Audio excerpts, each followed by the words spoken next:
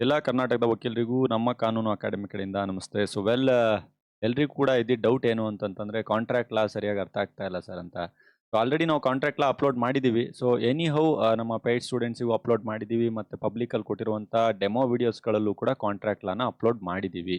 So ಆದಾಗ್ಯೂ ಕೂಡ contract ಲಾನ ಮತ್ತೊಂದ್ಸಲ upload ಮಾಡ್ತಾ ಇದ್ದೀವಿ. ಬಿಹೈಂಡ್ ರೀಸನ್ ಏನು ಅಂತಂದ್ರೆ ಸರ್ ಕಾಂಟ್ರಾಕ್ಟ್ ಲಾ ನಮಗೆ ಯೂನಿಟ್ 1 ಸರಿಯಾಗಿ ಅರ್ಥ ಆಗಿಲ್ಲ ಅಂತ ಹೇಳಿದ್ದಕ್ಕೆ ಕಂಪ್ಲೀಟ್ ಆಗಿ ಕಾಂಟ್ರಾಕ್ಟ್ ಲಾನ ಯೂನಿಟ್ 1ನ ರೀಪ್ಲೇಸ್ ಮಾಡ್ತಾ ಇದ್ದೀವಿ. 100% ಯೂನಿಟ್ 1ನ ರೀಪ್ಲೇಸ್ ಮಾಡ್ತಾ ಇದ್ದೀವಿ. ಸೊ ಓಕೆ ವೆಲ್ ಹಾಗಿದ್ದಲ್ಲಿ ಡೈರೆಕ್ಟ್ ಆಗಿ ಟಾಪಿಕ್ಕಿಗೆ ಬಂದ್ಬೇಡೋಣ ಆಯ್ತಾ. ಸೊ ಸುಮ್ಮನೆ ಹೇಳೋದು ಇದು ಅಂತ ಟೈಮ್ ವೇಸ್ಟ್ ಮಾಡೋದು ಬೇಡ.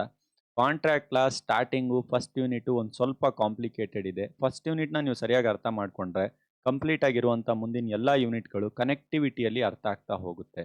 ಸೊ ಅದಕ್ಕೋಸ್ಕರ ಫಸ್ಟ್ ಯೂನಿಟ್ನ ಖಂಡಿತವಾಗ್ಲೂ ಪೇಷನ್ಸ್ ಆಗಿ ಕೂಲ್ ಆಗಿ ಅರ್ಥ ಮಾಡ್ಕೊಳ್ಳೋದಕ್ಕೆ ಟ್ರೈ ಮಾಡಿ. ಯಾಕಂದ್ರೆ ಕಾಂಟ್ರಾಕ್ಟ್ ಲಾ 1 ಆದ್ಮೇಲೆ ಕಾಂಟ್ರಾಕ್ಟ್ ಲಾ 2 ಅಂತೇಳಿ ಸೆಕೆಂಡ್ ಸೆಮಿಗೂ ಕೂಡ ನಿಮಗೆ ಬರುತ್ತೆ. ಅಂತಂದ್ರೆ ನಿಮ್ಮ ಫರ್ದರ್ ಸೆಮಿಸ್ಟರ್ಗಳಿಗೂ ಕೂಡ ಬರುತ್ತೆ. ಸೊ ಆ ರೀತಿ ಬರೋದ್ರಿಂದ ನೀವು ಈ ಕಾಂಟ್ರಾಕ್ಟ್ ಲಾ ಸಬ್ಜೆಕ್ಟನ್ನ ತುಂಬಾ ಡೀಪ್ ಆಗಿ ನೀಟಾಗಿ ಅರ್ಥ ಮಾಡ್ಕೊಳ್ಳುವಂಥದ್ದು ತುಂಬಾ ಮುಖ್ಯ ಆಗಿರುತ್ತೆ. ಸೊ ಓಕೆ ವೆಲ್ ಹಾಗಿದ್ದಲ್ಲಿ ಈ ಸಿಲೆಬಸ್ ಕಾಪಿನ ನಾನು ಆಲ್ರೆಡಿ ಎಕ್ಸ್‌ಪ್ಲೇನ್ ಮಾಡಿದ್ದೀನಿ. ಇದು ಒಂದೇ ಅಂತಲ್ಲ, ನಿಮ್ಮ ಪ್ಲೇ ಲಿಸ್ಟಲ್ಲಿ ನೀವು ಓಪನ್ ಮಾಡಿ ನೋಡಿ. ಇಡೀ ಆಲ್ ಎಲ್.ಎಲ್.ಬಿಯ ಎಲ್ಲಾ ಸೆಮಿಸ್ಟ್ರು 5 ಇಯರ್, 3 ಇಯರ್ ಎಲ್ಲದನ್ನು ಕೂಡ ಸಿಲೆಬಸ್ ಕಾಪಿ ಅಪ್ಲೋಡ್ ಮಾಡಿದ್ದೀನಿ. ನಮ್ಮ ಪ್ಲೇ ಲಿಸ್ಟಲ್ಲಿ ಸಿಲೆಬಸ್ ಕಾಪಿ ಎಕ್ಸ್‌ಪ್ಲೇನ್ಡ್ ಅಂತಾನೆ ಒಂದು ಪ್ಲೇ ಲಿಸ್ಟ್ ಇದೆ. ಅದರಲ್ಲಿ ಒಂದ್ಸಲ ನೀವು ಚೆಕ್ಔಟ್ ಮಾಡಿ.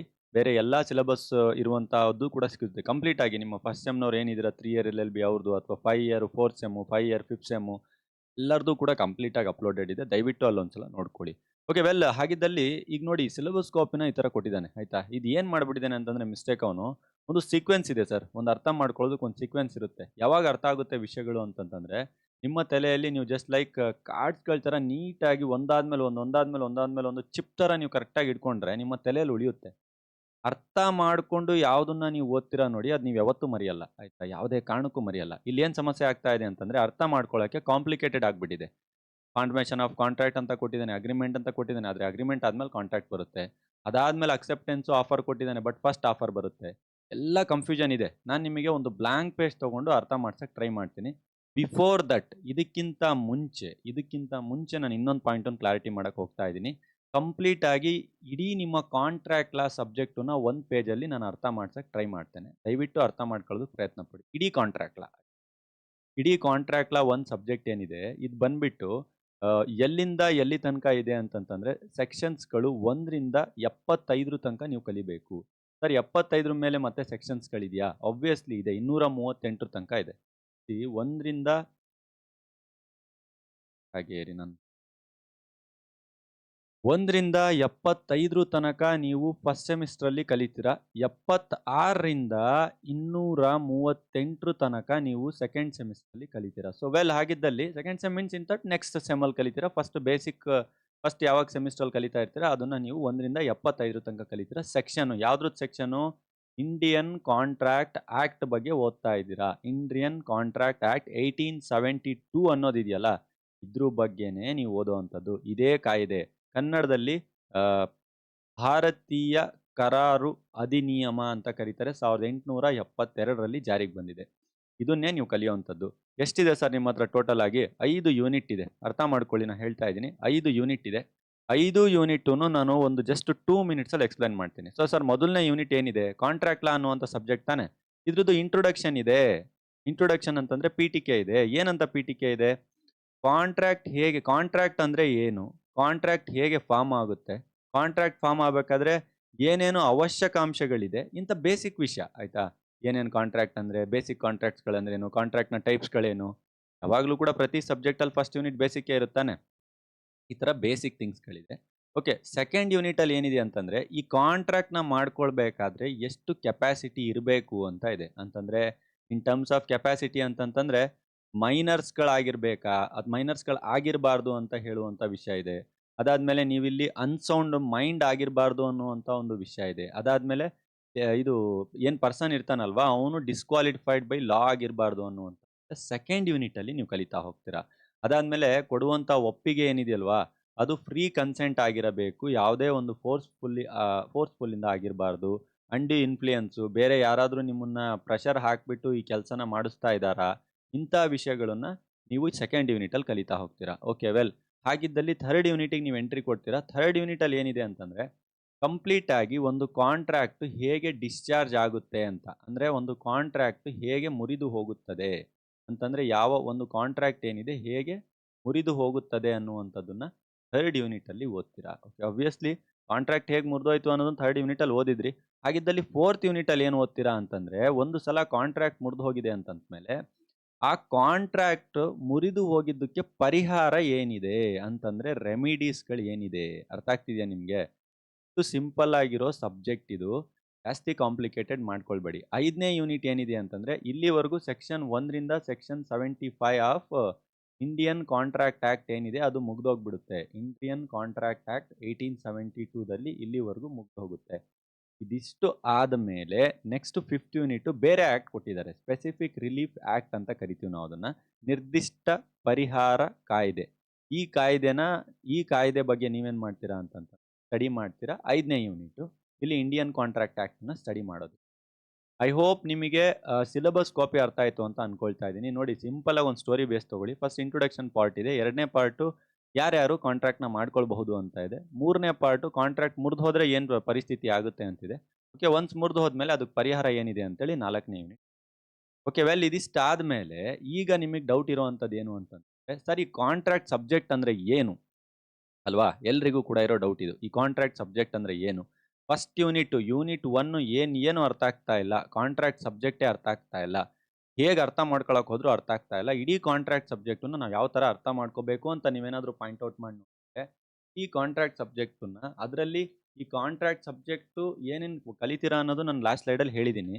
ಇವಾಗಿನ ಸ್ಲೈಡಲ್ಲಿ ನಾನು ನಿಮಗೆ ಏನು ಹೇಳ್ತೀನಿ ಅಂತಂದ್ರೆ, ಇಡೀ ಕಾಂಟ್ರಾಕ್ಟ್ ಸಬ್ಜೆಕ್ಟ್ ಅಲ್ಲಿ ನೀವು ಯಾವ ರೀತಿ ಯೂನಿಟ್ 1 ಕೇವಲ ಒಂದೇ ಒಂದು ಪೇಜಲ್ಲಿ, ಈ ಯೂನಿಟ್ 1 ಕೇವಲ ಒಂದೇ ಒಂದು ಪೇಜಲ್ಲಿ ನೀವು ಯಾವ ರೀತಿ ಕಲಿತೀರಾ ಅನ್ನೋದನ್ನ ನಾನು ಹೇಳ್ತೇನೆ. ಒಂದೇ ಒಂದು ಪೇಜಲ್ಲಿ ಕಲಿಬಹುದು, ಅಷ್ಟೇ ಇರೋದು. ಅಷ್ಟು ಬಿಟ್ಟರೆ ಏನೂ ಇಲ್ಲ. ಮೊದಲನೇದು ಏನು ಗೊತ್ತಾ?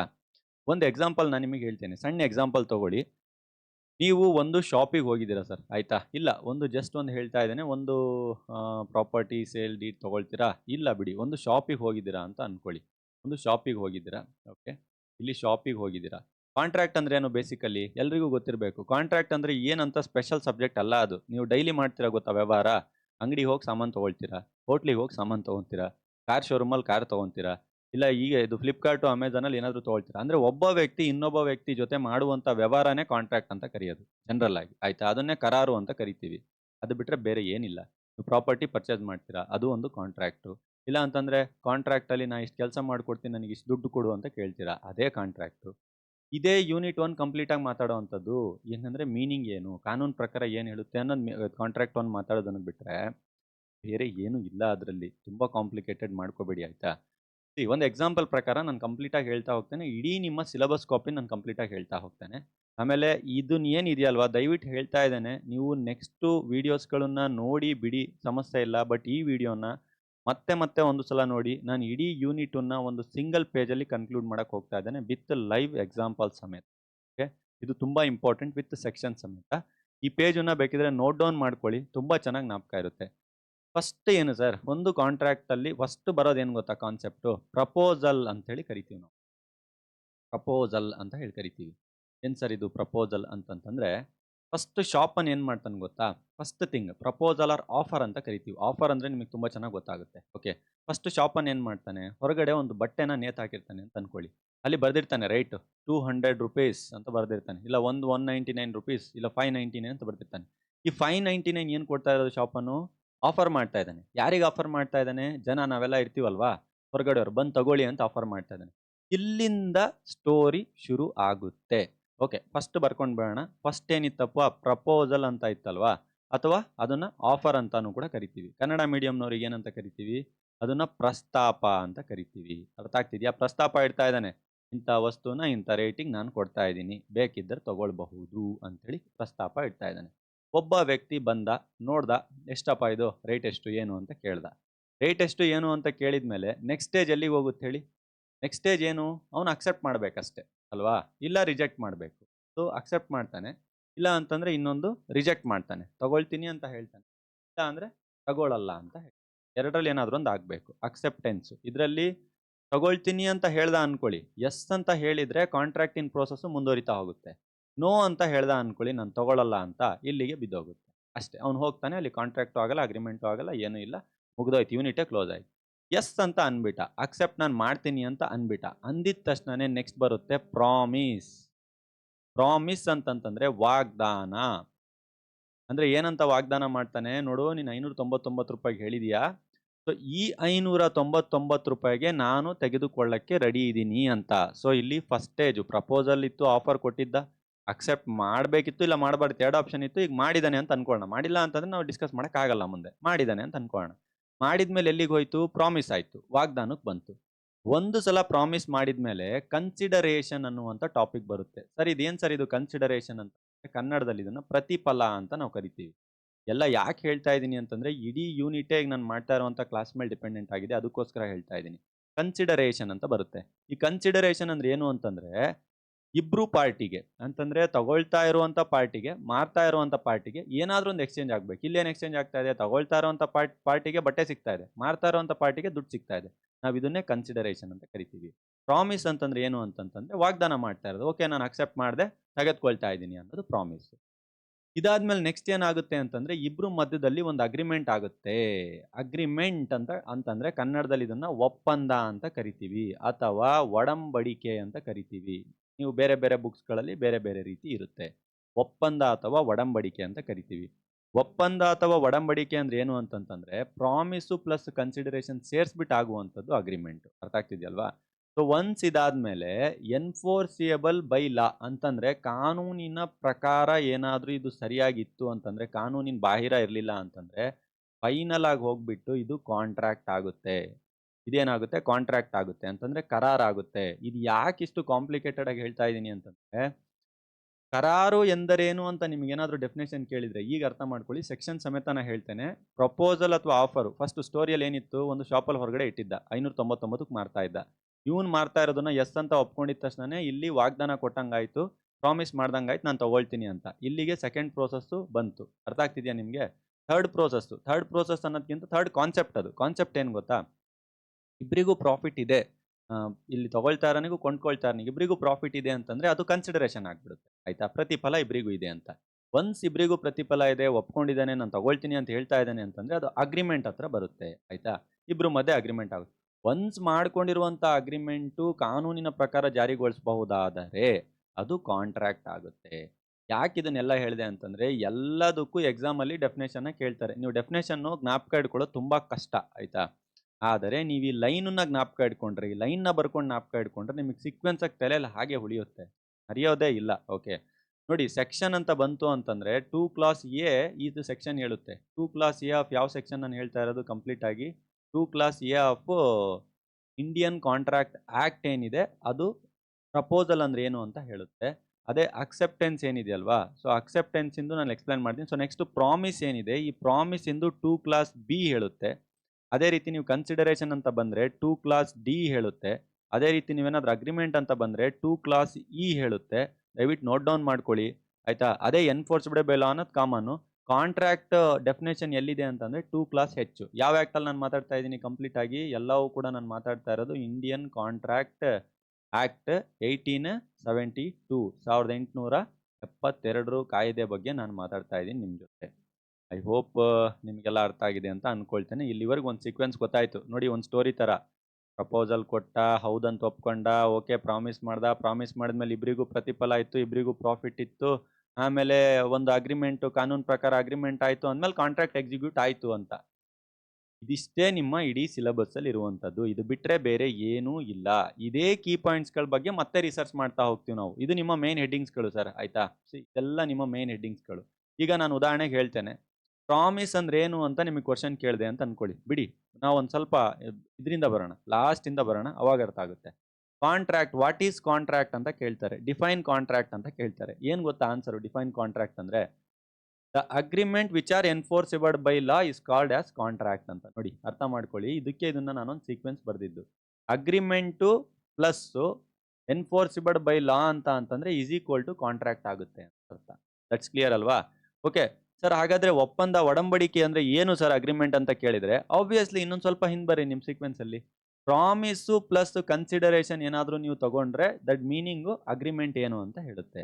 ಪ್ರಾಮಿಸ್ ಅಂದ್ರೆ ಏನು ಅಂತಂದ್ರೆ ದ ಪ್ರಪೋಸಲ್. ಇಲ್ಲಿ ನೋಡಿ, ಈಗ ನಾನು ಇದ್ರದ್ದು ಪ್ರಾಮಿಸ್ ಇನ್ ಡೆಫಿನೇಷನ್ ಹೇಳಿ ಅಂತ ಕೇಳಿದ್ರೆ, ಪ್ರಾಮಿಸ್ ಅಂದ್ರೆ ಏನು ಅಂತ ಹೇಳಿ ಅಂತ ಕೇಳಿದ್ರೆ ಮತ್ತೆ ಸೀಕ್ವೆನ್ಸಿಗೆ ಬಂದ್ಬಿಡಿ. ಯಾವ ಪ್ರಪೋಸಲ್ನ ಒಪ್ಕೊಳ್ತಾರೋ ಅದನ್ನೇ ನಾವು ಪ್ರಪೋಸಲ್ ಅಂತ ಕರಿತೀವಿ. ಅರ್ಥ ಆಗ್ತಿದ್ಯಾ ನಿಮ್ಗೆ? ತುಂಬಾ ಸಿಂಪಲ್ ಕಾನ್ಸೆಪ್ಟ್ ಇದು. ಕನ್ಸಿಡರೇಷನ್ ಅಂದ್ರೆ ಏನು ಅಂತ ಕೇಳಿದ್ರೆ, proposal plus acceptance plus promise ಮೂರದ್ದು ಡೆಫಿನೇಷನ್ ಮಿಕ್ಸ್ ಮಾಡಿ ಬರ್ದ್ಬಿಟ್ರೆ ನೀವು ಕನ್ಸಿಡರೇಷನ್ ಆಗುತ್ತೆ. ತುಂಬಾ ಕ್ಲಿಯರ್ ಆಗಿ ಸಿಂಪಲ್ ಆಗಿರುವಂಥ ಕಾನ್ಸೆಪ್ಟು. ದಯವಿಟ್ಟು ಮತ್ತೊಂದು ಸ್ವಲ್ಪ ಬ್ಯಾಕ್ ಕೊಟ್ಟು ಓಡಿಸಿ ಸೀಕ್ವೆನ್ಸ್ ಆಗಿ ಅರ್ಥ ಮಾಡ್ಕೊಳ್ಳೋದಕ್ಕೆ ಟ್ರೈ ಮಾಡಿ. ಇದಿಷ್ಟು ನಮಗೆ ಕೊಟ್ಟಿರುವಂಥ ಕಾನ್ಸೆಪ್ಟು ಕಲಿಯೋದಕ್ಕೋಸ್ಕರ ಆಯ್ತಾ. ಈಗ ಇದರಲ್ಲಿ ಈ ಕೊಟ್ಟಿರುವಂಥ ಕಾನ್ಸೆಪ್ಟ್ಸ್ಗಳಲ್ಲೇ ಏನು ಕೇಳ್ತಾರೆ ಸರ್ ಅಂತ ನೀವೇನಾದರೂ ಕೇಳಿದರೆ, ಏನು ಕೇಳ್ತಾರೆ ಸರ್, ನಾವು ಏನು ಬರಿಬೇಕಾಗುತ್ತೆ ಎಕ್ಸಾಮಲ್ಲಿ, ಏನು ಕೇಳ್ತಾರೆ ಅಂತ ಒಂದೊಂದೇ ವಿಷಯದ ಬಗ್ಗೆ ಮತ್ತೆ ನಾವು ಇನ್ನೊಂದು ಸ್ವಲ್ಪ ಡೀಪಾಗಿ ಟ್ರೈ ಮಾಡೋದು. ನಾವು ನೋಡಿ, ಫಸ್ಟ್ ಏನು ಗೊತ್ತಾ, ಪ್ರಪೋಸಲ್ ಅಂತ ಇದೆ. ಈ ಪ್ರಪೋಸಲ್ ಅನ್ನುವಂಥದ್ದು ಇಲ್ಲಿ ಏನು 599 ನಾನು ಮಾರಕ್ಕೆ ಇಟ್ಟಿದ್ದೀನಿ ಅಂತ ಹೇಳ್ತಾನೆ ಗೊತ್ತಾ. ಈ 599 ನಾನು ಮಾರಕ್ಕೆ ಇಟ್ಟಿರೋವಂಥದ್ದು ಬಗ್ಗೆ ಡಿಸ್ಕಸ್ ಮಾಡ್ತಾ ಇದ್ದೀವಿ. ನೀವು ಸ್ಟೋರಿ ಬೇಸ್ಡ್ ಬರಬೇಕು. ಒಂದು ಅಂಗಡಿಗೆ ನಾನು ಶಾಪಿಂಗ್ ಹೋಗಿದ್ದೀನಿ, ಏನೋ ತೊಗೊಳಕ್ಕೆ ಹೋಗಿದ್ದೀನಿ, ಅಲ್ಲಿ ಇಟ್ಟಿದ್ದಾನೆ, ನಾನು ತಗೋಬೇಕು ತಗೋಬಾರ್ದು, ಇಂಥ ಸಿಚುವೇಶನ್ಸ್ಗಳನ್ನು ಕ್ರಿಯೇಟ್ ಮಾಡ್ಕೊಂಡು ನೀವು ಹೋಗಬೇಕು. ಫಸ್ಟ್ ಥಿಂಗ್ ಪ್ರಪೋಸಲ್ ಅಂತ ಇದೆ, ಆಬ್ವಿಯಸ್ಲಿ ಅಲ್ವಾ. ಪ್ರಪೋಸಲ್ ಅಂತ ಇದೆ. ಪ್ರಪೋಸಲ್ ಅಂದಮೇಲೆ ಪ್ರಪೋಸಲಿಗೆ ಎಸೆನ್ಷಿಯಲ್ಸ್ಗಳು ಏನು ಅನ್ನೋದನ್ನ ಓದಬೇಕು. ಅಂತಂದ್ರೆ ಏನೇನು ಅವಶ್ಯಕಾಂಶಗಳಿದ್ರೆ ಅದು ಪ್ರಪೋಸಲ್ ಆಗುತ್ತೆ. ಇದು ಒಂದು ಪಾಯಿಂಟನ್ನು ಓದ್ತೀರಾ. ಅವಶ್ಯಕಾಂಶಗಳು ಏನೇನು ಇರಬೇಕು ಅನ್ನೋದನ್ನ ಒಂದೊಂದು ಪಾಯಿಂಟ್ ಓದ್ತೀರಾ. ಆಮೇಲೆ ಪ್ರಪೋಸಲ್ಲು ರಿವೋಕೇಶನ್ ಯಾವ ಥರ ಮಾಡೋದು ಅಂತ, ಅಂತಂದ್ರೆ ರಿಟರ್ನ್ ಯಾವ ಥರ ತೆಗೆದುಕೊಳ್ಳೋದು. ಇಟ್ಟಿದ್ದಾನೀಗ ಪ್ರಪೋಸಲ್ಲು, ಯಾರಾದರೂ ಬರೋದ್ಕಿಂತ ಮುಂಚೆ ತಗೋಬೋದಾ, ಕಮ್ಯುನಿಕೇಷನ್ ಇಂದನ, ಟೈಮ್ ಮುಗ್ದೋಯ್ತಂತನ, ಅಥವಾ ಅದನ್ನ ಎಕ್ಸಿಕ್ಯೂಟ್ ಮಾಡೋಕ್ಕಾಗಿಲ್ಲ ಅಂತನ, ಯಾವ ಥರ ಪ್ರಪೋಸಲ್ನ ಬ್ಯಾಕ್ ತಗೋಬಹುದು ಅಂತ. ಇದೇ ವಿಷಯಗಳನ್ನ ಪ್ರತಿ ವಿಷಯದಲ್ಲೂ ಡಿಸ್ಕಸ್ ಮಾಡ್ತೀವಿ. ಇದೇ ಅಕ್ಸೆಪ್ಟೆನ್ಸ್ ಅಲ್ಲಿ. ಮತ್ತೆ ಇದೊಂದು ಹೆಡ್ಡಿಂಗ್ ಅಂತ ಅನ್ಕೊಂಡ್ರೆ ಇಡೀ ಯೂನಿಟ್ ನಾನು ಮಾತಾಡ್ತಾ ಇರೋದು ಇಡೀ ಯೂನಿಟ್ 1ನ ಬಗ್ಗೆ. ಇಡೀ ಯೂನಿಟ್ ಇದೊಂದು ನಾನು ತೋರಿಸ್ತಾ ಇರುವಂತ ವೈಟ್ ಸ್ಲೈಡ್ ಮೇಲೆ ಡಿಪೆಂಡ್ ಇದೆ. ದಯವಿಟ್ಟು ಅರ್ಥ ಮಾಡ್ಕೊಳ್ಳಿ ಎಲ್ಲರೂ ಕೂಡ, ಆಯ್ತಾ. ಸೊ ಅಕ್ಸೆಪ್ಟೆನ್ಸ್ ಅಲ್ಲಿ ಮತ್ತೇನು ಓದ್ತೀವಿ, ಅಕ್ಸೆಪ್ಟೆನ್ಸ್ ಅಲ್ಲಿ ಸೇಮ್ ಕಾನ್ಸೆಪ್ಟ್, ಎಲ್ಲದರಲ್ಲೂ 3 ಕಾನ್ಸೆಪ್ಟ್ ಓದ್ತೀವಿ ಸರ್. ನೀವು ಕ್ಲಿಯರ್ ಆಗ್ಬಿಡಿ. ಇದರಲ್ಲಿ ಒಂದು ಡೆಫಿನೇಷನ್ ಏನು, ಪ್ರಪೋಸಲ್ ಅಂದ್ರೆ ಏನು, ಪ್ರಪೋಸಲ್ ಅದ್ರ ಅವಶ್ಯಕಾಂಶಗಳು ಏನು, ಆ ಅವಶ್ಯಕಾಂಶಗಳನ್ನ ಯಾವ ರೀತಿ ನಾವು ಬ್ಯಾಕ್ ತಗೊಳ್ತೀವಿ ಅಂತ. ಕ್ಲಿಯರ್. ಇದರಲ್ಲೂ ಅಷ್ಟೇ. ಇದು ಏನಂತ ಓದ್ತೀವಿ, ಡೆಫಿನೇಷನ್ ಏನು, ಅದಾದ್ಮೇಲೆ ಇದರ ಅವಶ್ಯಕಾಂಶಗಳು ಏನು, ಇದನ್ನ ಯಾವಾಗ ಬ್ಯಾಕ್ ತಗೊಳ್ತೀವಿ ಅಂತಂದ್ರೆ ಯಾವಾಗ ರಿವೋಕೇಶನ್ ಮಾಡಿಕೊಳ್ಳುತ್ತೇವೆ. ರಿವೋಕೇಶನ್ಸ್ ಮೀನ್ಸ್ ಯಾವಾಗ ರದ್ದತಿ ಮಾಡ್ಕೊಳ್ತೀವಿ ಅಂತ. ಇದೇ ಕಾನ್ಸೆಪ್ಟನ್ನ ಮತ್ತೆ ಪ್ರಾಮಿಸಲ್ಲಿ ಓದ್ತೀವಿ. ಪ್ರಾಮಿಸಲ್ಲೂ ಕೂಡ same thing. What is the promise, ಇದನ್ನ ಎಸೆನ್ಷಿಯಲ್ಸ್ ಏನು, ಯಾವಾಗ ಬ್ಯಾಕ್ ತಗೊಳ್ತೀವಿ, ಒಂದು 4 ಎಕ್ಸಾಂಪಲ್, ಒಂದೆರಡು ಕೇಸ್ಲ. ಕನ್ಸಿಡರೇಷನ್ ಅಲ್ಲೂ ಕೂಡ ಅಷ್ಟೇ ಸೇಮ್ ಥಿಂಗನ್ನ ಓದ್ತೀವಿ. ಕನ್ಸಿಡರೇಷನ್ ಅಲ್ಲೂ ಕೂಡ ಇದ್ರದ್ದು ಎಸೆನ್ಷಿಯಲ್ಸ್ಗಳು ಓದ್ತೀವಿ, ಡೆಫಿನೇಷನ್ ಓದ್ತೀವಿ ಫಸ್ಟು, ಅಂದರೆ ವ್ಯಾಖ್ಯಾನ ಓದ್ತೀವಿ, ಅವಶ್ಯಕಾಂಶಗಳನ್ನು ಓದ್ತೀವಿ, ಅದಾದಮೇಲೆ ಎಕ್ಸೆಪ್ಷನ್ಸ್ಗಳನ್ನು ಓದ್ತೀವಿ, ಇವಕ್ಕಿರುವ ಅಪವಾದಗಳನ್ನು ಓದ್ತೀವಿ. ಯಾವಾಗ ಯಾವಾಗ ಕನ್ಸಿಡರೇಷನ್ನು ಅಪವಾದಗಳಲ್ಲಿ ಬರುತ್ತೆ ನಾನು ಹೇಳ್ತೇನೆ. ಮುಂದಿನ ವೀಡಿಯೋಸ್ಗಳೆಲ್ಲ ನಿಮಗೆ ಅರ್ಥ ಆಗ್ತಾ ಹೋಗುತ್ತೆ. ಈ ಅಪವಾದಗಳಲ್ಲಿ ಒಂದು ಅಪವಾದ ಪ್ರಿವಿಟಿ ಆಫ್ ಕಾಂಟ್ರಾಕ್ಟ್. ಅದು ನಿಮ್ಮ ಸಿಲೆಬಸ್ ಕಾಪಿಗೆ ಕೊಟ್ಟಿದ್ದಾರೆ. ಪ್ರಿವಿಟಿ ಆಫ್ ಕಾಂಟ್ರಾಕ್ಟ್ ಅಂದ್ರೆ ಏನು ಅಂತಂತಂದ್ರೆ ಮೂರನೇ ವ್ಯಕ್ತಿಗೆ ಸಂಬಂಧನೇ ಇಲ್ಲ ಅಂತ. ಮತ್ತೆ ಮೂರನೇ ವ್ಯಕ್ತಿಗೆ ಸಂಬಂಧ ಇಲ್ಲದಕ್ಕೆ ಮತ್ತೆ ಎಕ್ಸೆಪ್ಷನ್ಸ್ಗಳಿದೆ. ಅದು ಹೋಗ್ತಾ ಹೋಗ್ತಾ ಹೋಗ್ತಾ ಅರ್ಥ ಆಗ್ತಾ ಹೋಗುತ್ತೆ ನಿಮಗೆ. ಈಗ ಪ್ರೆಸೆಂಟ್ಲಿ ಒಂದು ಬೇಸಿಕ್ ಓವರ್ವ್ಯೂ ಐಡಿಯಾ ಅಂತ ತಗೊಳ್ಳಿ, ಕಂಪ್ಲೀಟ್ ಆಗಿ ಯೂನಿಟಿನ ಹೇಳ್ತಾ ಇರೋದು. ಅದಾದ್ಮೇಲೆ ಅಗ್ರಿಮೆಂಟ್ ಅಂತ ಇದೆ. ಈ ಅಗ್ರಿಮೆಂಟ್ನ ಬಗ್ಗೆ ಮತ್ತೆ ಸ್ಟಡಿ ಮಾಡ್ತೀವಿ. ಸೇಮು, ಅಗ್ರಿಮೆಂಟ್ ಅಂದರೆ ಮೀನಿಂಗ್ ಏನು, ಅಗ್ರಿಮೆಂಟ್ ಅಂದರೆ ಅದ್ರ ಎಸೆನ್ಷಿಯಲ್ಸ್ ಏನು, ಅಗ್ರಿಮೆಂಟ್ ಅಂತಂದರೆ ಎಕ್ಸಾಂಪಲ್ಸ್ಗಳೇನು, ಅಗ್ರಿಮೆಂಟಿಗಿರುವಂಥ ಕೇಸ್ ಲಾಸ್ಗಳು ಯಾವುದು, ಅಗ್ರಿಮೆಂಟ್ ಯಾವಾಗ ನಾವು ಅದನ್ನು ಬೇಡ ಅಂತ ಹೇಳ್ಬೋದು, ಇಂಥ ವಿಷಯಗಳನ್ನ ಕಲಿತೀವಿ. ಆಮೇಲೆ ಬೇಸಿಕಲಿ ಕಾಂಟ್ರಾಕ್ಟಿಗೆ ಬರ್ತಾ ಇದ್ದೀವಿ. ನೆಕ್ಸ್ಟು ಸೀಕ್ವೆನ್ಸ್ ಆಗಿ ಬರ್ತಾ ಇರೋದು ಒಂಥರ ಸ್ಟೋರಿ ಥರ. ಇದು ಅಂಗಡಿಗೆ ಶಾಪಿಂಗ್ ಮಾಲ್ ತೊಗೊಂಡು ಹೋದಕ್ಕೆ ನೀವು ಏನಾದರೂ ಒಂದು ವಸ್ತುನ ತೊಗೊಂಡು ಹೋದಂಗೆ ಸರ್, ಇದು ಬರೀ ಇದೇ ಎಕ್ಸಾಂಪಲ್ ಅಥವಾ ಬೇರೆ ಏನಾದರೂ ಎಕ್ಸಾಂಪಲ್ ಕೊಡ್ಬೋದು, ಏನಾದರೂ ತೊಗೊಳ್ಳಿ, ಆನ್ಲೈನ್ ತೊಗೊಳ್ಳಿ, ಆನ್ಲೈನು ಏನಾದರೂ ಶಾಪಿಂಗ್ ಗಿಪಿಂಗ್ ಮಾಡ್ತಿರಲ್ಲ ಅದು ತೊಗೊಳ್ಳಿ. ಅಲ್ಲೂ ಅಷ್ಟೇ ಅಲ್ವಾ, ಫಸ್ಟ್ ಅವ್ನು ಆಫರ್ ಹಾಕಿರ್ತಾನೆ ಯಾವುದರಲ್ಲಿ, ನಿಮ್ಮ ಫೋನಲ್ಲಿ. ಇಂಥ ವಸ್ತುನ ಇಂಥ ಫೋನನ್ನ ನಾನು 30,000ಕ್ಕೆ 40,000ಕ್ಕೆ ಮಾರ್ತಾ ಇದ್ದೀನಿ, ಐಫೋನನ್ನ 1,00,000ಕ್ಕೆ ಮಾರ್ತಾ ಇದ್ದೀನಿ ಅಂತ. ನೀವೇನು ಮಾಡ್ತೀರಾ, ಓಕೆ ಇದು ನಾನು ತಗೊಳ್ತೀನಿ ಅಂತ ಹೇಳಿದ ತಕ್ಷಣ ಅಕ್ಸೆಪ್ಟ್ ಮಾಡ್ದಂಗೆ, ಪ್ರಾಮಿಸ್ ಮಾಡ್ದಂಗೆ ನಾನು ತಗೊಳ್ತೀನಿ ಅಂತೇಳಿ. ಆಮೇಲೆ ಇಬ್ಬರಿಗೂ ಪ್ರತಿಫಲ ಉಂಟಾಗುತ್ತೆ. ಅಮೆಝಾನ್ ಅವನೇ ಅಂದ್ಕೊಳ್ಳಿ, ಅಮೆಝಾನ್ ಅವನಿಗೆ ದುಡ್ಡು ಹೋಗ್ತಾ ಇದೆ, ನಿಮಗೆ ಫೋನ್ ಬರ್ತಾ ಇದೆ. ಅದು ಲೀಗಲ್ ಅಗ್ರಿಮೆಂಟ್ ಆಗುತ್ತೆ. ಇಂತಿಂಥ ಫೋನು ಇಂತಿಂಥ ದುಡ್ಡಿಗೆ ಇಷ್ಟಿಷ್ಟು ತೊಗೊಳ್ತಾ ಇದ್ದೀನಿ, ಇಷ್ಟಿಷ್ಟು ವಾರಂಟಿ ಅಂತ. ಅದನ್ನೇ ನಾವು ಅಗ್ರಿಮೆಂಟ್ ಅಂತ ಕರಿತೀವಿ. ಆ ಅಗ್ರಿಮೆಂಟು ಲೀಗಲ್ ಎನ್ಫೋರ್ಸಿಬಲ್. ನಿಮ್ಮ ಕೈಗೆ ಫೋನ್ ಬಂತು ಅಂತಂದ್ರೆ ಎನ್ಫೋರ್ಸಿಬಲ್ ಬೈ ಲಾ ಆಗುತ್ತೆ, ಕಾನೂನು ಪ್ರಕಾರ ಜಾರಿಯಾದಂಗೆ ಆಗುತ್ತೆ. ಅವಾಗ ನಿಮ್ಮ ಮತ್ತೆ ಈ ಅಮೆಝಾನ್ ಫ್ಲಿಪ್ಕಾರ್ಟ್ನ ಮಧ್ಯದಲ್ಲಿ ಒಂದು ಕಾಂಟ್ರಾಕ್ಟ್ ಕ್ರಿಯೇಟ್ ಆಗುತ್ತೆ. ಯಾವ ಥರ, ನೀವು ವಸ್ತು ತೊಗೊಂಡಿದ್ದೀರಾ, ಅವ್ನು ಕೊಟ್ಟಿದ್ದಾನೆ ಅಂತ. ಕಾಂಟ್ರಾಕ್ಟ್ ಕ್ರಿಯೇಟ್ ಆಗೋಕ್ಕೆ ಲೀಗಲ್ ಆಗಿ ಪೇಪರೇ ಬೇಕು ಅಂತಲ್ಲ. ಅದು ಈ ಕಾಂಟ್ರಾಕ್ಟ್ ಆಗಿರ್ಬೋದು, ಎಲೆಕ್ಟ್ರಾನಿಕ್ ಮೋಡಲ್ ಆಗಿರಬಹುದು. ಇಬ್ಬರು ಮಧ್ಯದಲ್ಲಿ ಒಂದು ಡೀಲ್ ನಡೀತು ಅಂತಂತಂದ್ರೆ ಒಂದು ಕಾಂಟ್ರಾಕ್ಟ್ ಕ್ರಿಯೇಟ್ ಆಗಿದೆ ಅಂತ ಅರ್ಥ. ಆಬ್ವಿಯಸ್ಲಿ ಲಾಸ್ಟ್ ಕಾನ್ಸೆಪ್ಟ್ ಕಾಂಟ್ರಾಕ್ಟ್ ಅನ್ನೋದು ಏನಿದೆ, ಇದರಲ್ಲೂ ಕೂಡ ನಾವು ಏನು ಕಲಿತೀವಿ, ಡೆಫಿನೇಷನ್ ಆಫ್ ಕಾಂಟ್ರಾಕ್ಟ್ನ ಕಲಿತೀವಿ. ಡೆಫಿನೇಷನ್ ಏನು ಮೀನಿಂಗ್ ಅಂತ ಕಲಿತೀವಿ. ಇದರ ಎಸೆನ್ಷಿಯಲ್ಸ್ಗಳನ್ನ ಕಲಿತೀವಿ. ಎಕ್ಸಾಮ್ ಪಾಯಿಂಟ್ ಆಫ್ ವ್ಯೂದಲ್ಲಿ ಇದರ ಎಸೆನ್ಷಿಯಲ್ಸ್ಗಳು ತುಂಬಾ ಇಂಪಾರ್ಟೆಂಟು. ಓಕೆ, ಅದಾದ್ಮೇಲೆ ಇದ್ರದ್ದು ಕೂಡ ಒಂದು ಸ್ವಲ್ಪ ಎಕ್ಸಾಂಪಲ್ಸ್ಗಳನ್ನ ಕಲಿತೀವಿ. ಹಾಗಂದ್ರೆ ಏನು ಅಂತ ಆಬ್ವಿಯಸ್ಲಿ ನಾನು ಡೆಫಿನೇಷನ್ ಆಲ್ರೆಡಿ ಹೇಳ್ಬಿಟ್ಟಿದ್ದೀನಿ. ವಾಟ್ ಈಸ್ ದ ಕಾಂಟ್ರಾಕ್ಟ್ ಅಂತಂದ್ರೆ ಅದ್ರ ಹಿಂದೆ ನೀವು ಪ್ರೋಸೆಸ್ ನಾನು ಲೈನ್ ಡಯಾಗ್ರಾಮ್ ಹಾಕಿ ತೋರಿಸಿದ್ನಲ್ಲ, ಇಲ್ಲಿಂದ ಲೈನ್ ಡಯಾಗ್ರಾಮ್ ಬಂದೆ ನಾನು. ಇಲ್ಲಿಂದ ನಾನು ಏನು ಲೈನ್ ಡಯಾಗ್ರಾಮ್ ಹಾಕಿ ತೋರಿಸಿದ್ನಲ್ಲ, ಅದ್ರ ಬಂದ್ರೆ 2 ಸ್ಟೆಪ್ ಹಿಂದೆ ಬಂದ್ಬಿಟ್ರೆ ಆಯ್ತು. ಯಾವ ಅಗ್ರಿಮೆಂಟನ್ನ ನಾವು ಕಾನೂನು ಪ್ರಕಾರ ಜಾರಿಗೊಳಿಸಬಹುದು ಅದನ್ನ ನಾವು ಕರಾರು ಅಂತ ಕರಿತೀವಿ.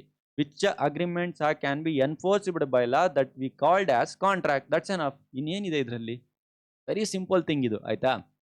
ಹಾಗಿದ್ದಲ್ಲಿ ಎಕ್ಸಾಮ್ ಅಲ್ಲಿ ಕೇಳಿದ್ರೆ ಏನ್ ಕೇಳ್ತಾನೆ? ಎಕ್ಸಾಮ್ ಅಲ್ಲಿ ಕೇಳ್ತಾನೆ what is proposal, essentials of proposal. What is promise, essentials of promise. What is consideration, what are the exceptions of consideration. What is agreement, what are the ಅರ್ಥ ಆಗ್ತಿದ್ಯಾ ನಿಮಗೆ? What is contract, what are the essentials of contract. ಈ ರೀತಿ ತುಂಬಾ simple ಆಗಿ exam ಅಲ್ಲಿ ಕೇಳ್ತಾನಷ್ಟೇ.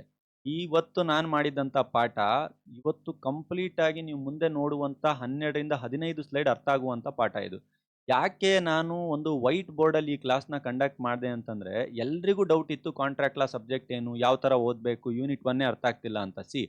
Once again ಈಗ ನಾನು ಬ್ಯಾಕು ಸಿಲೆಬಸ್ ಕಾಪಿಗೆ ಬರೋದ್ಕಿಂತ ಮುಂಚೆ ಮತ್ತೊಂದ್ಸಲ ಇದನ್ನ ಕ್ವಿಕ್ ರಿವಿಷನ್ ಮಾಡ್ಕೊಂಡು ಅಲ್ಲಿಗೆ ಹೋಗ್ತೀನಿ. ನಾನು ಹೇಳಿದೆ ಕಾಂಟ್ರಾಕ್ಟ್ ಲಾ ಅನ್ನುವಂಥದ್ದು ಒಂದು ವೆರಿ ಸಿಂಪಲ್ ಸಬ್ಜೆಕ್ಟು. ಎಷ್ಟು ಸಿಂಪಲ್ ಸಬ್ಜೆಕ್ಟ್ ಅಂದರೆ ನೀವು ಮಾಡುವಂಥ ಡೈಲಿ ವ್ಯವಹಾರದ ಸಬ್ಜೆಕ್ಟ್ ಬಿಟ್ಟರೆ ಬೇರೆ ಏನೂ ಇಲ್ಲ. ನೀವೊಂದು ಸಾಮಾನು ತಗೊಳ್ಳಿ, ಐಟಮ್ ತಗೊಳ್ಳಿ, ಎಲೆಕ್ಟ್ರಾನಿಕ್ ಐಟಮ್ ತಗೊಳ್ಳಿ, ನೀವು ಅದೇನೊಂದು ಕಾನ್ವರ್ಸೇಷನ್ ಮಾಡ್ತಿರಲ್ಲ ಅದನ್ನೇ ನಾವು ಕಾಂಟ್ರಾಕ್ಟ್ ಅಂತೇಳಿ ಕರಿತೀವಿ. ಆದರೆ ಅದನ್ನ ಕಾನೂನಿನ ರೂಪ ಕೊಡುವಂಥದ್ದೇ ಒಬ್ಬ ಕಾನೂನಿನ ವಿದ್ಯಾರ್ಥಿಯ ಜವಾಬ್ದಾರಿ ಮತ್ತೆ ಕಾನೂನು ಅಂತ ಮಾತಾಡುತ್ತನ್ನೋದು ಬಿಟ್ರೆ, ಈ ಕಾನೂನೇ ಹೇಳ್ತಾ ಇದೀನಲ್ಲ, ಇದು ಬರೀ ಒಂದು ಸಬ್ಜೆಕ್ಟ್ ಅಲ್ಲ. ನಮ್ಮ ಕಾನೂನು ಅಕಾಡೆಮಿಕ್ದಿಂದ ನಾವು ಯಾವ ರೀತಿ ಓದಿಸ್ತೀವಿ ಅಂತಂದ್ರೆ ನಿಮ್ಮ ಡೈಲಿ ನಿಜ ಜೀವನದಲ್ಲಿ ನಡೆಯುವಂಥ ಸ್ವಾಭಾವಿಕ ಎಕ್ಸಾಂಪಲ್ಸ್ಗಳನ್ನು ತಗೊಂಡು ಕನೆಕ್ಟ್ ಮಾಡ್ತೀವಿ. ಅದು ಅಷ್ಟೇ ಸಿಂಪಲ್ ಆಗಿರುವಂಥದ್ದು. ಯಾರು ನೋಡಿಲ್ಲ ಸರ್ ಹೊಡೆದಾಟ, ಜಗಳ, ಕೊಲೆ ಗಿಲೆ, ಯಾರಿಗೆ ಗೊತ್ತಿಲ್ಲ? ಎಲ್ರಿಗೂ ಗೊತ್ತಿರುತ್ತೆ. ಕಳ್ತನ, ಅದನ್ನ ಕಾನೂನಲ್ಲಿ ಸೆಕ್ಷನ್ ಏನು ಹೇಳ್ತಾರೆ ಅನ್ನೋದು ನಾವು ಹೇಳ್ಕೊಡ್ತೀವಿ ಅನ್ನೋದು ಬಿಟ್ರೆ ಬೇರೆ ಏನೂ ಇಲ್ಲ ಇದರಲ್ಲಿ. Okay, well, apart from this out of syllabus ಹೋಗೋದಕ್ಕಿಂತ ಮುಂಚೆ ನಾವೀಗ ಕಾಂಟ್ರಾಕ್ಟ್ ಲಾದಲ್ಲಿ ಇಡೀ ಯೂನಿಟ್ 1 ಇಂದು ಕನ್ಕ್ಲೂಷನ್ ನಾವು ಏನು ಕಲ್ತ್ವಿ ಅಂತಂದ್ರೆ, ಫಸ್ಟ್ ಯಾರೋ ಒಬ್ಬ ಬಂದು ಪ್ರಪೋಸ್ ಮಾಡ್ತಾನೆ, ಆಫರ್ ಕೊಡ್ತಾನೆ. ಸೊ ಏನು ರೈಟಿಗೆ ಕೊಡ್ತಾ ಇಲ್ಲ ಅದನ್ನೇ ನಾವು ಪ್ರಪೋಸಲ್ ಆಫರ್ ಅಂತ ಕುಡಿತೀವಿ. ಅದನ್ನ 2 ಥರ ಆಗ್ಬೋದು. ಹೌದು ಅದು ನಾನು ಅಕ್ಸೆಪ್ಟ್ ಮಾಡಿದೆ ಅನ್ಬೋದು, ಇಲ್ಲಾನು ಅನ್ಬೋದು. ಇಲ್ಲ ಅಂತಂದ್ರೆ ಅಲ್ಲಿ ಕ್ಲೋಸ್ ಆಯ್ತು ಅಂತ, ಇಲ್ಲಿಗೆ ಮುಗ್ದೋತು ಅಂತ. ಹೌದು ಅಂತ ಅಂತಂದ್ರೆ ಅಕ್ಸೆಪ್ಟ್ ಮಾಡ್ತೀನಿ ಅಂತಂದ್ರೆ ಪ್ರಾಮಿಸ್ ಕ್ರಿಯೇಟ್ ಆಗುತ್ತೆ. ಯಾರ ಮಧ್ಯದಲ್ಲಿ? ಕೊಡ್ತಾ ಇರೋನ್ ಮಧ್ಯದಲ್ಲಿ, ತಗೊಳ್ತಾ ಇರೋನ್ ಮಧ್ಯದಲ್ಲಿ. ಆ ಪ್ರಾಮಿಸ್ ಏನಾದ್ರೂ ಇಬ್ರಿಗೂ ಪ್ರತಿಫಲ ಇದ್ದಿದ್ದನೋ ಅಂತದ್ ಏನಾದ್ರೂ ಇತ್ತು ಅಂತಂದ್ರೆ ಅದು ಏನಾಗುತ್ತೆ? ಕಂಪ್ಲೀಟ್ ಆಗಿ ಕನ್ಸಿಡರೇಷನ್ ಅಂತ ನಾವು ವರ್ಡ್ ಕೊಡ್ತೀವಿ. ಆ ಕನ್ಸಿಡರೇಷನ್ ಏನಾದ್ರೂ ಅಗ್ರಿಮೆಂಟ್ ಪ್ರಕಾರ ಕರೆಕ್ಟಾಗಿ ಕಾನೂನು ಪ್ರಕಾರ ಏನಾದ್ರೂ ಆಗ್ಬಿಡ್ತು ಅಂತಂದ್ರೆ ಅದನ್ನ ನಾವು ಕಾಂಟ್ರಾಕ್ಟ್ ಅಂತ. ಇದೇ ವಿಷಯನ ಇವತ್ತಿನ ವಿಡಿಯೋಸ್ದಲ್ಲಿ ನಾವು ಕಲ್ತಿದ್ದು. ಈಗ ನಾನೇನು ಹೇಳಕ್ ಹೊರಟಿದ್ದೀನಿ ನಿಮಗೆ ಅಂತಂತಂದ್ರೆ, ಏನ್ ಮಾಡೋಣ ಅಂತಂದ್ರೆ, ಈಗ ಸಿಲೆಬಸ್ ಕಾಪಿನ ಅರ್ಥ ಮಾಡ್ಕೊಳಕ್ ಟ್ರೈ ಮಾಡೋಣ. ನಿಮಗೆ ಈಗ ಅರ್ಥ ಆಗುತ್ತೆ. ಓಕೆ, ಏನೇನು ಇವ್ನು ಕೊಟ್ಟಿದ್ದಾನೆ ಸಿಲೆಬಸ್ ಕಾಪಿಯಲ್ಲಿ, ನಾವೇನೇನು ಓದಬೇಕು, ನಾವೆಲ್ಲಿ ಮಿಸ್ ಮಾಡ್ಕೊಳ್ತಾ ಇದೀವಿ ಅಂತ ನಿಮಗೆ ಈಗ ಅರ್ಥ ಆಗುತ್ತೆ. ನೋಡಿ, ಫಾರ್ಮೇಷನ್ ಆಫ್ ಕಾಂಟ್ರಾಕ್ಟ್ ಅಂತ ಕೊಟ್ಟಿದ್ದಾನೆ. ನಾನು ಹೇಳಿದೆ ಫಾರ್ಮೇಷನ್ ಆಫ್ ಕಾಂಟ್ರಾಕ್ಟ್ ಅಂತಂತಂದ್ರೆ ಎನ್ಫೋರ್ಸಿಯಬಲ್ ಬೈ ಲಾ ಆಗಿರಬೇಕು, ಲೀಗಲ್ ಆಗಿ ಇದಾಗಿರ್ಬೇಕು. ಯಾವ್ದು ಎನ್ಫೋರ್ಸಿಬಲ್ ಬೈ ಲಾ ಆಗಿರಬೇಕು, ಅಗ್ರಿಮೆಂಟ್ ಆಗಿರಬೇಕು, ಅದನ್ನೇ ಕಾಂಟ್ರಾಕ್ಟ್ ಅಂತ ಕರಿತೀವಿ. ಅಗ್ರಿಮೆಂಟ್ ಅಂದ್ರೆ ಏನು ಅಂತ ಕೊಟ್ಟಿದ್ದೇನೆ. ಇದಕ್ಕಿಂತ ಹಿಂದಿನ ಭಾಗ ತಾನೇ ಇದು ಅಗ್ರಿಮೆಂಟ್ ಅಂದ್ರೆ ಏನು ಅಂತೇಳಿ. ಇದಾದ್ಮೇಲೆ ಇದಾಗುತ್ತೆ. ಅರ್ಥ ಆಯ್ತಾ ನಿಮಗೆ?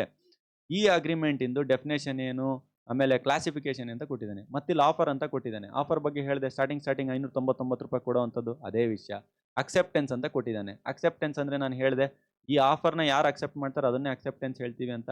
ಕಮ್ಯುನಿಕೇಶನ್ ಅಂತ ಕೊಟ್ಟಿದ್ದಾನೆ. ಈ ಆಫರು ಮತ್ತೆ ಅಕ್ಸೆಪ್ಟೆನ್ಸ್ ಇಬ್ರು ಮಧ್ಯೆ ಆಗೋ ಒಂದು ಕಾನ್ವರ್ಸೇಷನ್ ಕಮ್ಯುನಿಕೇಶನ್. ರಿವೋಕೇಶನ್ ಅಂತ ಕೊಟ್ಟಿದ್ದಾನೆ. ಈ ಆಫರು, ಅಕ್ಸೆಪ್ಟೆನ್ಸ್ ಯಾವ ತರ ನಾವು ಬ್ಯಾಕ್ ತಗೋಬಹುದು, ರದ್ದು ಮಾಡಬಹುದು ಅನ್ನೋದೇ ರಿವೋಕೇಶನ್ ಅಂತ ಹೇಳಿದೆ. ಇನ್ವಿಟೇಷನ್ ಟು ಆಫರ್ ಅಂತ ಕೊಟ್ಟಿದ್ದಾನೆ. ಇಲ್ಲಿರುವಂತ ಆಫರೇ invitation to offer. Invitation to offer ಅಂತಂತಂದ್ರೆ ಇಡ್ತಾನಲ್ವಾ ಹೊರಗಡೆ ಒಂದು ಗೊಂಬೆ ಇಟ್ಬಿಟ್ಟು ಬಟ್ಟೆ ಉಡಿಸಿ ₹599 ಅಂತ, ಅದನ್ನೇ ಇನ್ವಿಟೇಷನ್ ಟು ಆಫರ್ ಅಂತೀವಿ. ಟೆಂಡರ್ಸ್ ಅನ್ನುವಂತ ಒಂದು ಕಾನ್ಸೆಪ್ಟ್ ಇದೆ. ಆಮೇಲೆ ಕನ್ಸಿಡರೇಷನ್ ಅಂತ ಕೊಟ್ಟಿದ್ದಾನೆ. ಕನ್ಸಿಡರೇಷನ್ ಅಂತಂದ್ರೆ ಹೇಳಿದ್ನಲ್ವಾ ನಿಮ್ಗೆ, ಇಬ್ಬರಿಗೂ ಕೂಡ ಪ್ರತಿಫಲ ಇರಬೇಕು, ಅವನಿಗೂ ಇರ್ಬೇಕು, ಇವನಿಗೂ ಇರ್ಬೇಕಂತ. ಇದೊಂದು ಲೀಗಲ್ ಮ್ಯಾಗ್ಝಿನ್, ನಾನು ಅದನ್ನು ಸ್ಟಡಿ ಮಾಡ್ಬೇಕಾದ್ರೆ ನಿಮಗೆ ಹೇಳ್ತೇನೆ. ಅದೇ ಕನ್ಸಿಡರೇಷನ್ ಎಸೆನ್ಷಿಯಲ್ಸ್ಗಳು ಏನಂತ ಹೇಳಿದಾನೆ. ಪ್ರಿವಿಟಿ ಆಫ್ ಕಾಂಟ್ರಾಕ್ಟ್ ಅನ್ನೋದು ಕೂಡ ಕನ್ಸಿಡರೇಷನ್ದೇ ಪಾರ್ಟ್ 1, ಅದನ್ನು ಕೂಡ ಹೇಳಿದಾನೆ. ಅದೇ ಕನ್ಸಿಡರೇಷನ್ ಎಕ್ಸೆಪ್ಷನ್ಸ್ಗಳು ಏನಂತ ಹೇಳಿದಾನೆ. ಅದ್ರದ್ದೇ ಅನ್ಲಾಫುಲ್ ಕನ್ಸಿಡರೇಷನ್ ಬಗ್ಗೆ ಏನು ಅಂತ ಕೇಳಿ ಇಲ್ಲಿ ಏನ್ ಮಾಡಿದಾನೆ ಅಂತಂದ್ರೆ ಮಿಕ್ಸ್ ಮಾಡಿಬಿಟ್ಟಿದ್ದಾನೆ. ಆ ಟಾಪಿಕ್ನ ಈ ಟಾಪಿಕ್, ಈ ಟಾಪಿಕ್ನ ಆ ಟಾಪಿಕ್, ಅಲ್ಲಿ ಇಲ್ಲಿ ಮಿಕ್ಸ್ ಮಾಡಿದಾನೆ ಅಂದ್ಬಿಟ್ರೆ, ಇಲ್ಲೂ ಕೂಡ ನೀವು ಸೀಕ್ವೆನ್ಸ್ ಆಗಿ ತಗೊಂಡೋದ್ರೆ ಫಸ್ಟ್ ಆಫರು, ಆಮೇಲೆ ಅಕ್ಸೆಪ್ಟೆನ್ಸು. ಇದೇ ಸೀಕ್ವೆನ್ಸ್ ಅಲ್ಲಿ ನಾನು ನಿಮಗೆ ಹೇಳ್ಕೊಟ್ಟಿದ್ದು ಒಂದು ಬ್ಲಾಂಕ್ ಪೇಜ್ ಅಲ್ಲಿ. ಅಕ್ಸೆಪ್ಟೆನ್ಸ್ ಆದ್ಮೇಲೆ ನಿಮಗೆ ಆಗುವಂಥದ್ದು ಏನು ಅಂತಂದ್ರೆ ಪ್ರಾಮಿಸ್. ಪ್ರಾಮಿಸ್ ಆದ್ಮೇಲೆ ನಿಮಗೆ ಆಗುವಂಥದ್ದೇನು ಕನ್ಸಿಡರೇಷನು. ಕನ್ಸಿಡರೇಷನ್ ಆದ್ಮೇಲೆ ಆಗುವಂಥದ್ದೇನು ನಿಮಗೆ ಅಗ್ರಿಮೆಂಟು. ಅಗ್ರಿಮೆಂಟ್ ಆದ್ಮೇಲೆ ನಿಮಗೆ ಆಗುವಂಥದ್ದೇನು ಹೇಳಿ? ಹೌದು, ಎಸ್.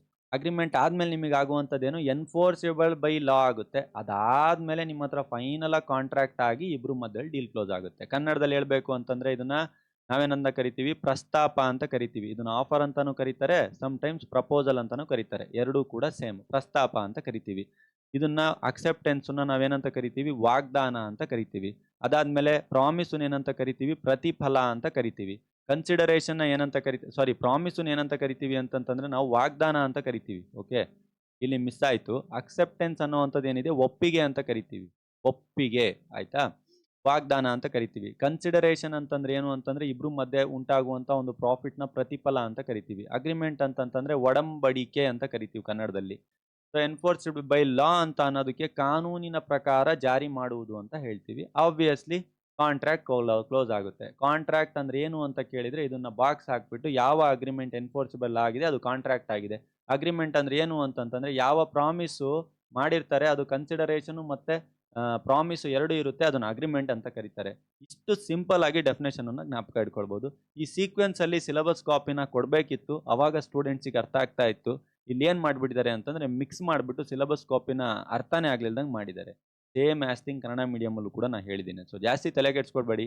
ಈಗ ನಮ್ಮ ಕ್ಲಾಸಸ್ ಅಲ್ಲಿ ಇಲ್ಲೇನ್ ಕಾಣ್ತಾ ಇದೆ ಇದೇ ಸೀಕ್ವೆನ್ಸ್ ಅಲ್ಲಿ ನಾನು ಕಂಪ್ಲೀಟ್ ಆಗಿ ಕ್ಲಾಸಸ್ ಅನ್ನ ಫಿನಿಶ್ ಮಾಡಿದ್ದೇನೆ. ವೆಲ್, ಐ ಹೋಪ್ ಇವತ್ತು ನಿಮಗೆ ಕಾಂಟ್ರಾಕ್ಟ್ ಲಾ ಸಬ್ಜೆಕ್ಟು ಕ್ಲಾರಿಟಿ ಸಿಗ್ತಾ ಇದೆ ಅಂತ ಅನ್ಕೊಳ್ತಾ ಇದ್ದೀನಿ. ಆಮೇಲೆ ಯೂನಿಟ್ ವೈಸು ನಿಮಗೆ ಪಾಠ ಮಾಡ್ಬೇಕಾದ್ರೆ ನಾನು ಹೇಳಿದೆ, ಮೊದಲನೇ ಯೂನಿಟು ನೀವು ಬೇಸಿಕ್ ಥಿಂಗ್ಸ್ಗಳನ್ನ ಕಲಿತಾ ಹೋಗ್ತೀರಾ. ಅರ್ಥ ಆಗ್ತಿದೆಯಲ್ವಾ? ಮೊದಲನೇ ಯೂನಿಟು ನೀವು ಬೇಸಿಕ್ ಥಿಂಗ್ಸ್ಗಳನ್ನ ಕಲಿತಾ ಹೋಗ್ತೀರಾ. ಎರಡನೇ ಯೂನಿಟ್ನ ನೀವೇನು ಮಾಡ್ತೀರಾ, ಬೇಸಿಕ್ ಥಿಂಗ್ಸ್ಗಳು ಇವಾಗ ಏನು ಕಂಪ್ಲೀಟಾಗಿ ನಾನು ಹೇಳಿದೆ ಗೊತ್ತಾ ನಿಮಗೆ? ಮೊದಲನೇ ಯೂನಿಟಲ್ಲಿ ಏನೇನಿದೆ ಗೊತ್ತಾ ಇಂಟ್ರೊಡಕ್ಷನಲ್ಲಿ?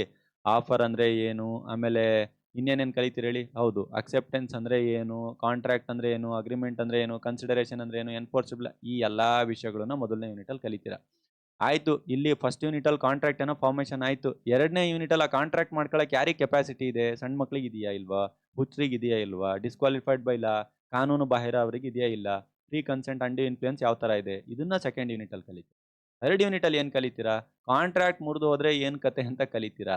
ಯಾವ ಥರ ಮುರಿದು ಹೋಗುತ್ತೆ, ಯಾವ್ಯಾವ ಮೋಡ್ಸಲ್ಲಿ ಮುರಿದು ಹೋಗುತ್ತೆ ಅಂತ. ಫೋರ್ತ್ ಯೂನಿಟಲ್ಲಿ ಏನು ಕಲಿತೀರಾ ಅಂದರೆ ಕಾಂಟ್ರಾಕ್ಟ್ ಮುರಿದು ಹೋದ್ಮೇಲೆ ಅದಕ್ಕೆ ಏನೇನು ಪರಿಹಾರ ಇದೆ ಅನ್ನುವಂಥದ್ದನ್ನು ಕಲಿತೀರಾ. ವೆಲ್, ಇದಿಷ್ಟನ್ನ ನಾನು ಕ್ಲಾರಿಟಿಯಾಗಿ ಇಡೀ ಸಬ್ಜೆಕ್ಟು ನಿಮಗೆ ತುಂಬ ಟೆನ್ಷನು ಡೌಟ್ ಇರುತ್ತೆ ಅಂತ ಹೇಳಿ ಈ ಕ್ಲಾಸನ್ನು ಮಾಡಿಬಿಟ್ಟು ನಾನು ಕ್ಲಾರಿಫೈ ಮಾಡ್ತಾ ಇದ್ದೀನಿ.